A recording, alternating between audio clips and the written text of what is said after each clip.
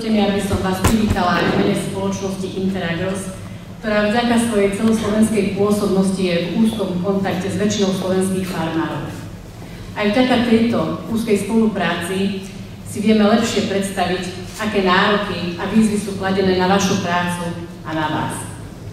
Poľnohospodárstvo je odvetvie, ktoré si vyžaduje nielen tvrdú prácu, ale aj odvahu, iniciatívu a schopnosť sa prispôsobiť neustále sa meniacim podmienkam.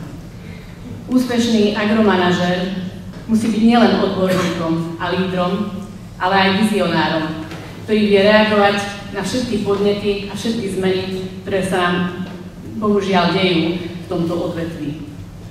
Manažér v poľnohospodárstve musí nielen viesť výrobu, ale aj motivovať ľudí, hľadať nové cesty, nachádzať nové riešenia, zavádzať moderné technológie a popri tom ochraňovať a zveľaďovať prírodu náš vidiek.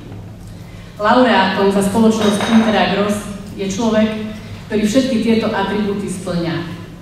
Jeho schopnosť viesť tým, motivovať ľudí a prinášať ťažké rozhodnutia je obdivuhodná. Jeho angažovanosť je kľúčová pre udržanie a rozvoj živočíšnej výroby, ktorá v poslednom období čelila mnohým výzvam, od rôznych nepriaznivých klimatických podmienok cez ekonomické tlaky až po rôzne nákazy a choroby zvierat. Zachovanie chovu v takto ťažkých podmienkach svedčí o tom, že tento manažér disponuje nielen odbornými znalosťami, ale aj silným charakterom a schopnosťou vie svoju spoločnosť k úspechu aj v týchto ťažkých, náročných časoch.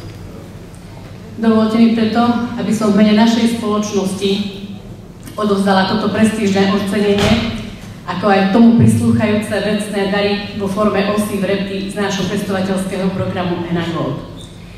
Ide o exkluzívne hybridy osív od renomovaných výrobcov osivárov, ktoré na jednej strane zabezpečujú stále vysoké výnosy, na druhej strane zase kvalitatívne parametre tejto komodity, ktoré sú pre transformáciu repky do biopalív veľmi dôležité. Takže dovoľte mi teda, aby som zablahoželala v mene spoločnosti Interagros pánovi Rastislavovi Slocikovi a popriala mu veľa úspechov.